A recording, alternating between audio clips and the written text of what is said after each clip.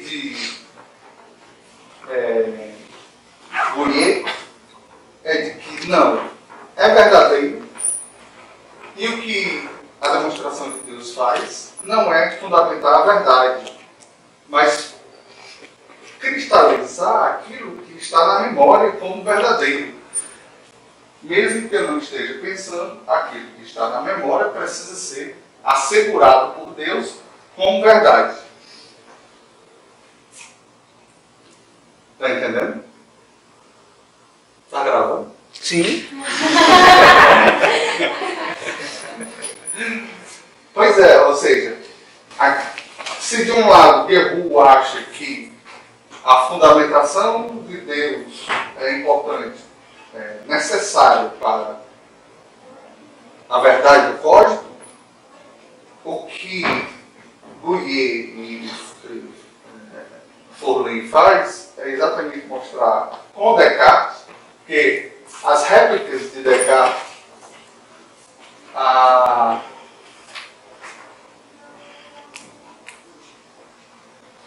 as objeções partem exatamente de um problema, que é ele estar sendo acusado de um ciclo vicioso, que é, para demonstrar Deus, eu preciso ter ideias claras e distintas, mas Deus fundamenta as ideias claras e distintas. Então, se Deus fundamenta as ideias claras e distintas, e a demonstração de Deus é clara e distinta, que são fundamentados por Deus no final, vai ter um ciclo. Está entendendo? A argumentação é vista por Meissner, que é o companheiro dele, o amigo dele, dado de Meissner, mas somente com Arnaud, que é outro que vai levantar a mesma questão, que ele chama de mesmo que ele cometeu o ciclo vicioso. Seria exatamente o de ter pressuposto aquilo que vai demonstrar. Não é? A réplica de Descartes é exatamente dizer que houve um mal entendido, que na verdade toda a questão da demonstração de Deus e do código tem a ver, na verdade, das ideias claras e distintas, tem a ver, na verdade, com a memória e não propriamente com o código. Ou seja, são as ideias que já são intuídas verdadeiramente e estão na memória que precisam da demonstração de Deus. E não o próprio código, que já é verdadeiro enquanto é intuído. Mas depois de intuído, ele vai para a memória. E na memória, essa ideia vai se desvanecendo. É preciso, então, que algo a cristalize, vai dizer Descartes, e torne verdadeiro mesmo que não esteja no ato do pensamento. Isso depende da demonstração de Deus, diz Descartes.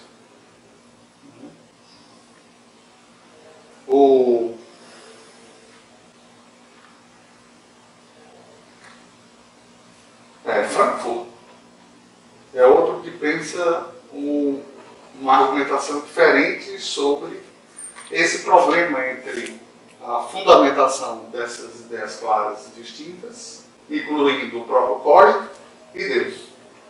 Né?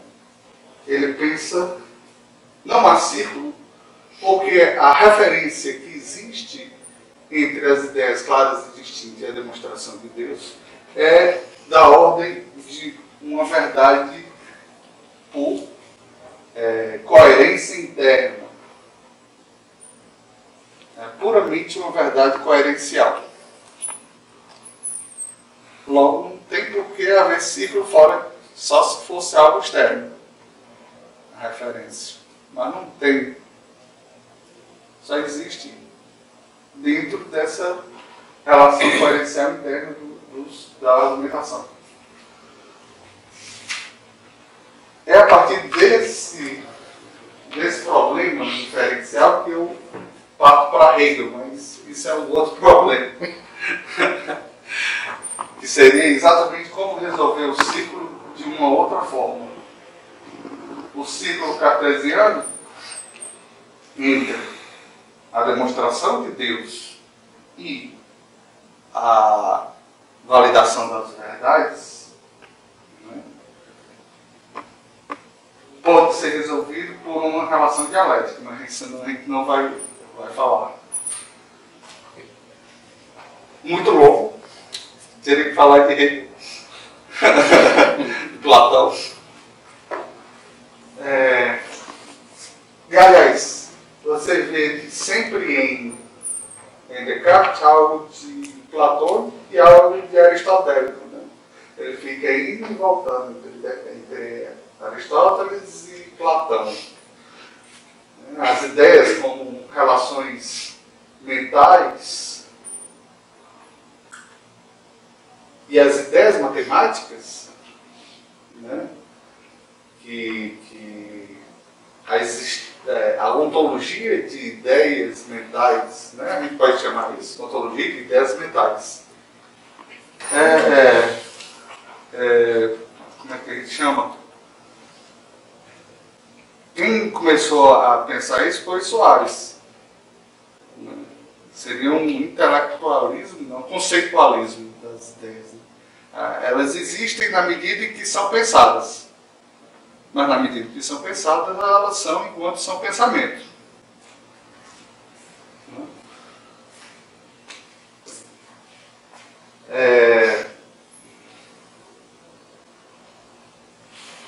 A questão da demonstração de Deus, que é exatamente o que eu ia falar aqui, são duas.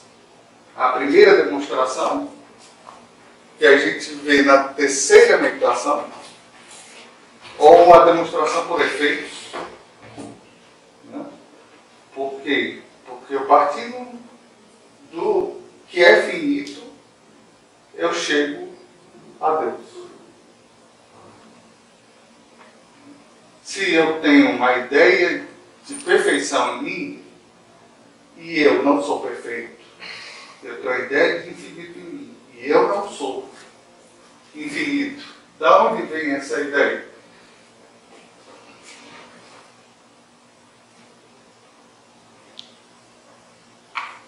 Não sendo ela uma abstração, né? Onde eu tenha incluído abstratamente tudo que é infinito numa determinada coisa, ou por negação, né? Tirando tudo que é imperfeito, é um perfeito. Só pode ser posto em mim por algo que é em si perfeito e infinito. Se eu não sou causa de mim mesmo, como tudo que é infinito, eu não posso ser causa dessa ideia. Porque se eu fosse causa de mim mesmo, eu poderia muito bem colocar todos os atributos em mim. Ou todas as propriedades do mundo, todas as perfeições em mim. E por que eu não sou perfeito? Ou não sou causa disso? Né? Exatamente por ser imperfeito. Aí, sendo imperfeito, a relação com a perfeição implica uma certa transcendência. Ou seja, esse perfeito pôs em mim a ideia de perfeição. Mas é preciso notar, inclusive, que o que eu possuo do perfeito e do infinito é apenas uma ideia, que é infinitamente deficitária e menor do que o próprio infinito em si mesmo. Está entendendo? O infinito em si mesmo não é muitíssimo maior e mais perfeito do que a ideia de infinito e perfeito em mim. É o que eu tenho dele.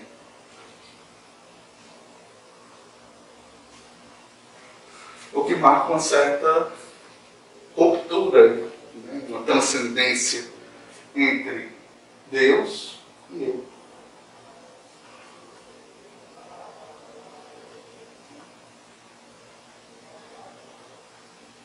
Uma transcendência que pode ser tanto do ponto de vista escolástico, um problema sobre como existe a relação entre o finito e o infinito. Né? Sendo de substâncias tão diferentes, se o conceito de substância é o que existe por si, o que é o infinito? O que é o finito apenas? Para Descartes, num sentido bem amplo, eu posso dizer que a substância finita, tanto pensamento como extensão, a gente, o pensamento e as coisas externas, são substâncias, mas só são substâncias no concurso de Deus. É porque Deus concedeu a isso a sua existência e elas subsistem.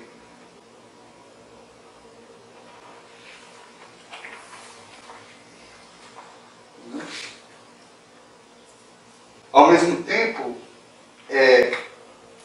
há uma relação imanente de Deus em nós, na medida em que há um traço dele em nós, uma marca. Ainda que seja sutil, marca messiânica de Deus. Eu acho. Mas que nos remete a ele, que é a ideia de perfeição e de infinito. Essa ideia de perfeição e infinito, a gente pode ver um pouquinho no problema entre vontade e entendimento. No senso comum, a gente tende a relacionar, ou não, a relacionar não seria a palavra certa, mas compreender finitude e infinitude como oposição. Né? Sim. Mas aí, no caso, o que há em Descartes acerca do infinito, como é que eu vou dizer?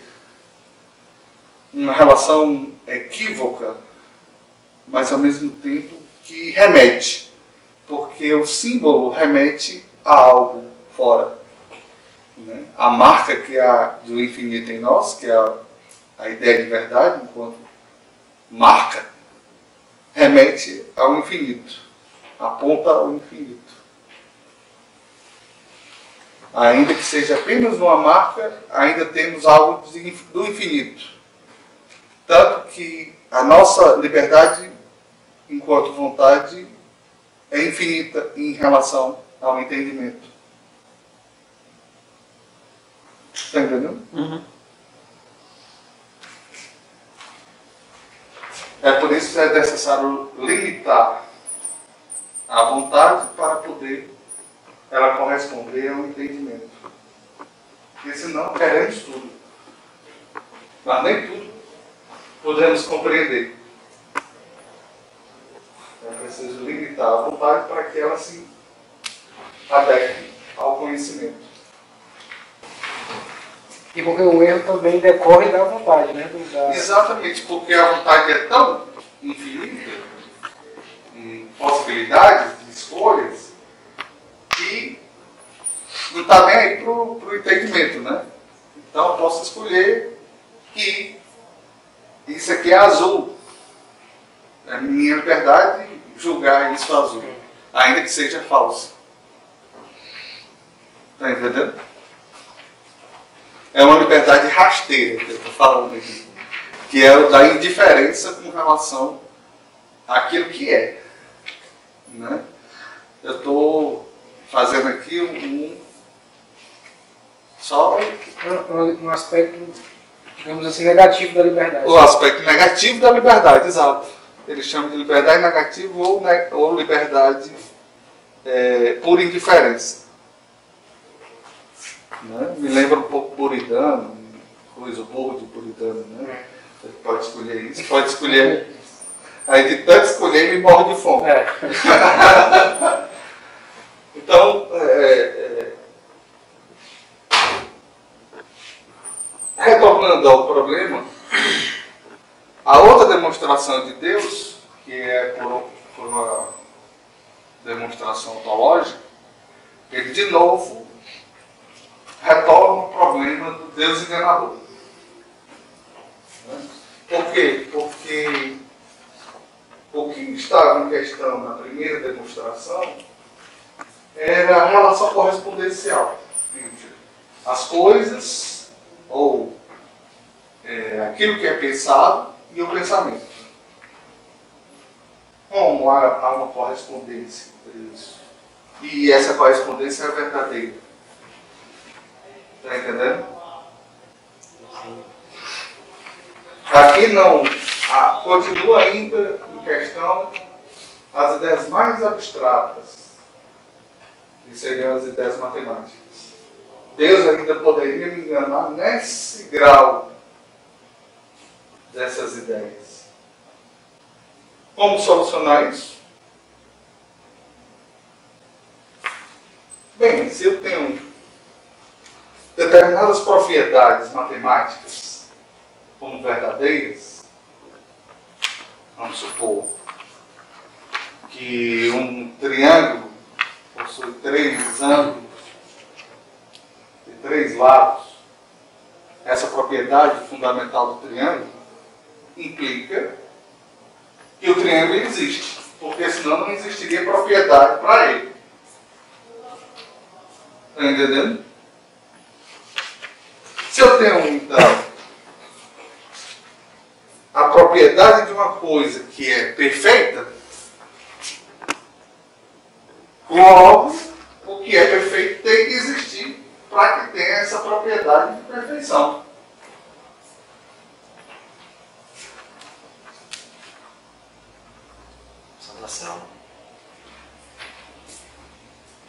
A argumentação é muito próxima ao céu. A única diferença é que o problema são as ideias abstratas. Né? Como fundamentar as matemáticas. Assim como a matemática possui essa relação, então é possível ver por analogia que Deus também possui essa relação de existência.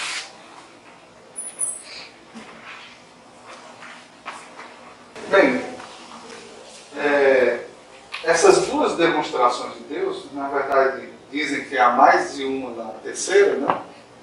Mas só que para mim é uma coisa só. Pode gravar isso.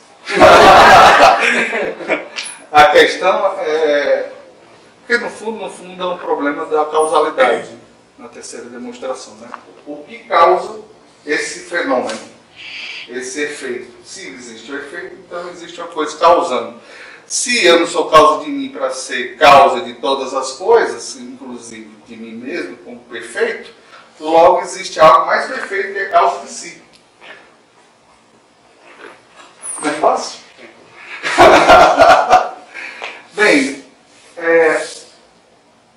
a questão é que essas demonstrações, como eu disse, foram criticadas e o problema era sobre a raiz das questões verdadeiras, né? Ou seja, da clareza e distinção do que é verdadeiro.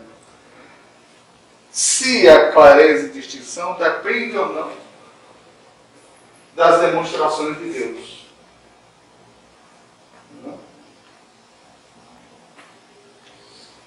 Para Guerrero, há uma certa relação de oscilação entre dependência e não dependência. Ele imediatamente não depende, mas enquanto não for demonstrado, ele não é completamente verdadeiro. Então fica na oscilação, né? Até a demonstração final. Não é completamente verdadeiro, pode. O que eu acho que é possível pensar a partir daí o problema de Hegel, né? Hegel tenta solucionar a circularidade, de certa forma, a partir de um certo kantismo. Está entendendo? Transfigurando uma certa relação entre forma e conteúdo, ou entre fenômeno e coisa em si no eu. Está entendendo? Eu acho que se você extrapolar isso, você chega em Hegel também.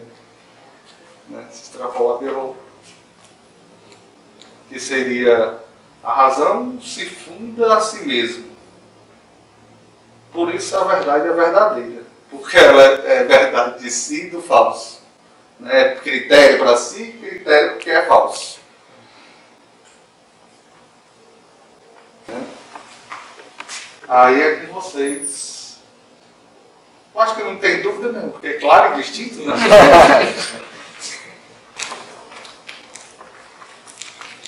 Dúvidas? Eu só queria que tu puder falar mais um pouco em que sentido tu se referiu em uma concepção performativa. Se do ponto de vista do círculo, se existe uma interdependência entre as duas substâncias. Se eu posso colocar, se eu tento provar a existência de Deus do ponto de vista do eu, e se existe um eu, existe uma resistência. E não necessariamente. Eu só tenho certeza do eu até agora. Então é só uma substância pensante. Para ter a demonstração de que existem coisas fora do eu, aí é mais a sexta meditação. Aí como é que se dá essa extensão? Aí a demonstração das coisas fora de mim depende também de determinadas relações com as coisas, como imaginação, né? Ou seja, a imaginação me possibilita imaginar as coisas. Então existem coisas que estão sendo imaginadas. Assim, para conhecer o corpo eu não preciso. Eu não posso tomar o corpo como. Sim, claro, mas eu só posso conhecer o corpo depois, ou seja, a existência do mundo externo a mim. Depois da gente comprovar a existência de Deus, ou pelo menos de fundamental a existência de Deus.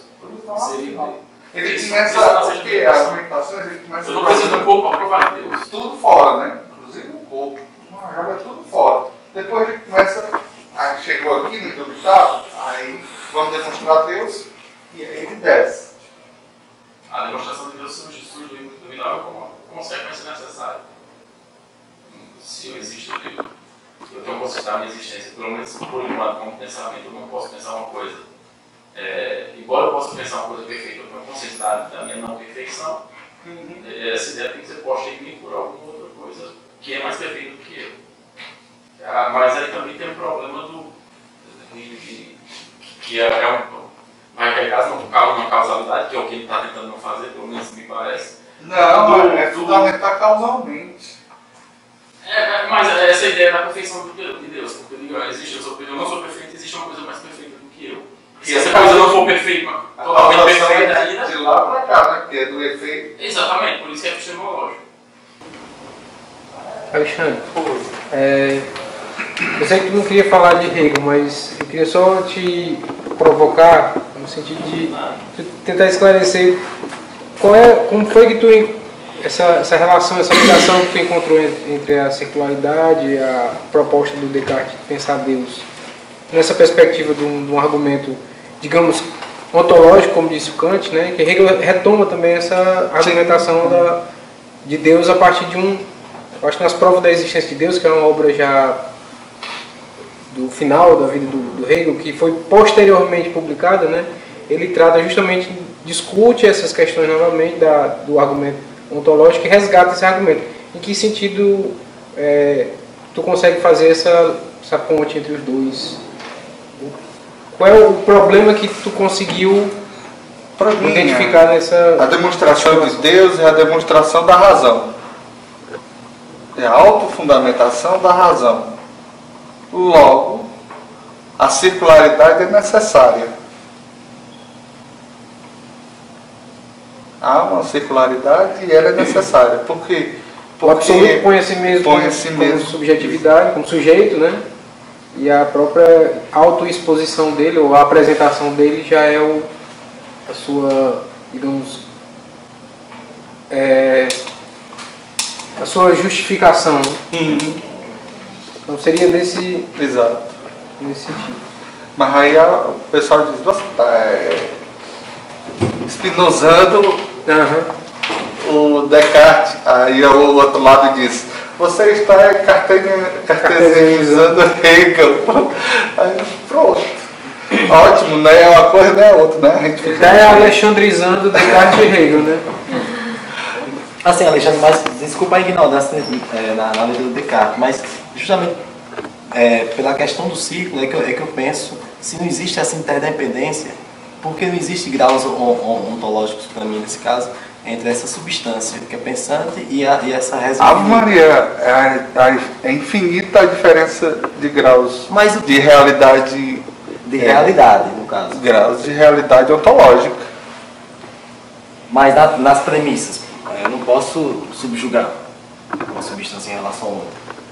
Como assim?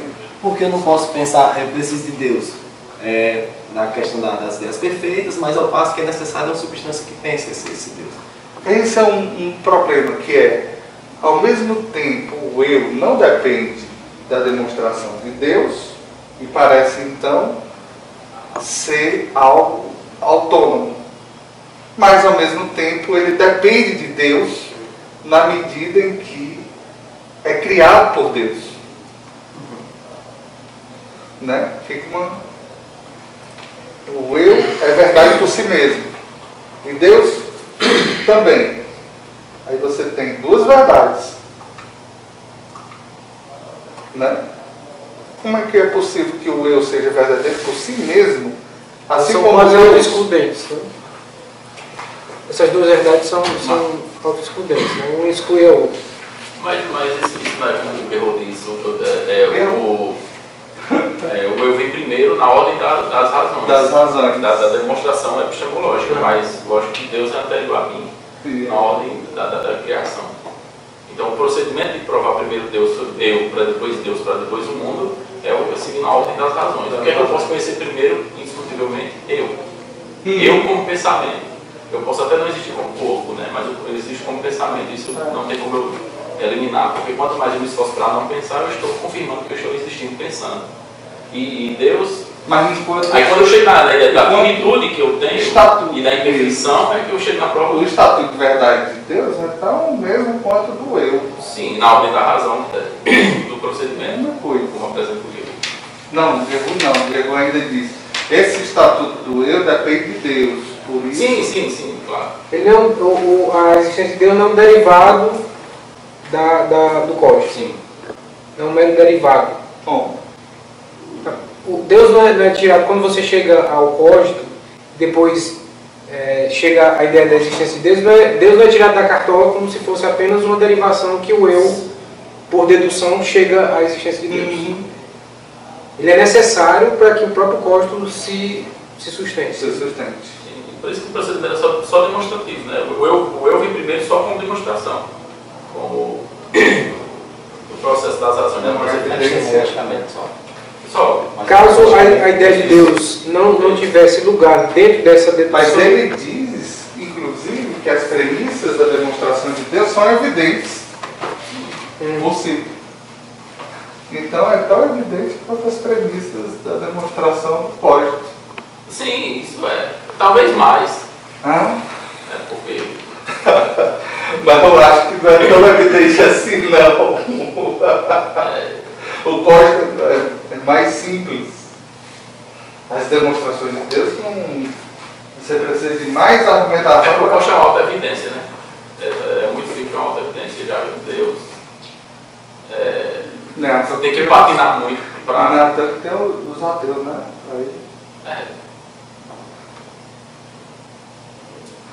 Aí o problema do ateu é... Você é um matemático ateu, então a verdade das suas coisas pode estar tudo verdadeiro. mas você não consegue justificar por que é verdadeiro. Como? O matemático ele pode ser ateu. E pode fazer as coisas verdadeiras. Mesmo sem. Não, estou nem aí para Deus. O matemático. Estou nem aí para Deus. Aí, o que acontece? Não, ele pode realmente ser ateu e fazer as coisas verdadeiras. O problema é que ele não consegue justificar por que é verdadeiro isso. Que aí depende da demonstração de Deus. Como aquele que funda as verdades. Eu ainda acho que aquelas cartas que Descartes escreveu para a igreja para pedir autorização para publicar o livro era lembrando de Galileu e de Jordan Bruno. Não, é porque a gente tem que pensar Deus como razão. Mais do que Deus sim. como Interessante que- o velhinho que está no trono. É interessante nesse ponto, Como absoluto. Como absoluto. é interessante nesse ponto a proposta do Descartes se aproxima muito do Anselmo, porque ambos, tanto o Anselmo no proslógico quanto o Descartes nas meditações, eles diziam, vou falar sobre Deus, tentar provar a existência de Deus sem o recurso das escrituras, né? Não vou tratar aqui de teologia. Mas as Meramente- cartas chegavam em Roma, né? Mas as cartas chegavam em Sim. Roma, né? Mas diga assim, um procedimento de ambos, né? Um procedimento lógico, né? Argumentativo para... Mas só que mesmo no Apesar da processo distância. lógico, há algo que ele diz logo no começo, dizendo que a fé é primeiro em relação à razão. Sim, que é necessário crer nessas verdades, né? Descartes não, é só a razão. Para Agostinho também vai ser a mesma coisa. Conhecimento da iluminação. A fé primeiro. Por isso o código dele está subordinado à relação de fé com a interioridade do último, que é Cristo. Alexandre, pelo que você falou aí, talvez se justifique pelo fato do nome Descartes há um bom tempo, parece haver no sistema cartesiano então, duas definições de verdade, como você falou. Certo? Uma que é coerencial, a tentativa de evitar o círculo vicioso, Ou a se chegar... Frankfurt tem essa leitura. Quando se chega à ideia de Deus a partir do código, certo? E outra correspondencial, quando ele passa a fazer ciência, né? Sim. Por exemplo, como os princípios de filosofia. E aí não vamos falar das aparentes controvérsias entre o conhecimento como algo claro e distinto e em contraposição que ele faz na ciência, né? Nos princípios de filosofia. Mas, então eu gostaria que você falasse um pouco se realmente é o caso de haver duas definições de verdade do sistema cartesiano, uma coerencial e correspondencial, como elas estariam articuladas, ou então estou completamente enganado, É um gênio maligno. foi um gênio maligno.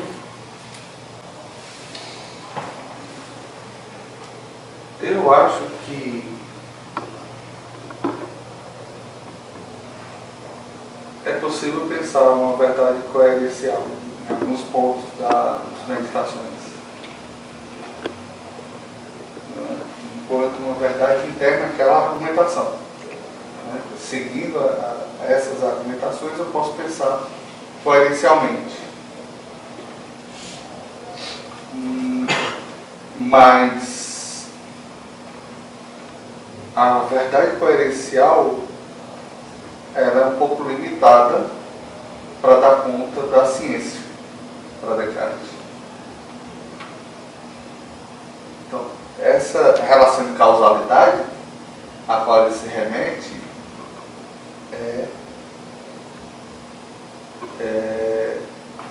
do efeito para a causa é exatamente para fundamentar uma relação causal que impossibilite ter ciência também. Né?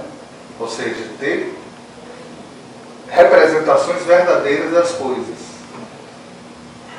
E se eu tenho uma representação verdadeira, é porque existe algo que está sendo representado que tem tanto ou mais realidade quanto essa representação em mim. Está entendendo? Ele usou Deus, mas poderia ter usado para outras ciências. Ele chegou em Deus, então se serve para Deus, serve para compensar outras coisas. Está entendendo? Então, a coisa atualmente existente, vamos dizer assim, em sua realidade formal, possui tanto a realidade objetiva em minha representação, quanto é possível representá-la como verdadeira. Eu estou representando essa cadeira. Está entendendo? Então, era mais uma relação de aferimento da correspondência do que de exclusão da correspondência. Ele primeiro criticou a relação correspondencial, porque ela está baseada na relação da sensibilidade, muito mesmo. Está entendendo? E depois tem que retomar no outro nível. A correspondencial entre aquilo que é atual para o pensamento, o pensado, e aquilo que é representado. Então, a representação do que é pensado. Quase uma relação fenomenológica entre o pensado e o pensado. A ação de pensar e o conteúdo representado. Está entendendo?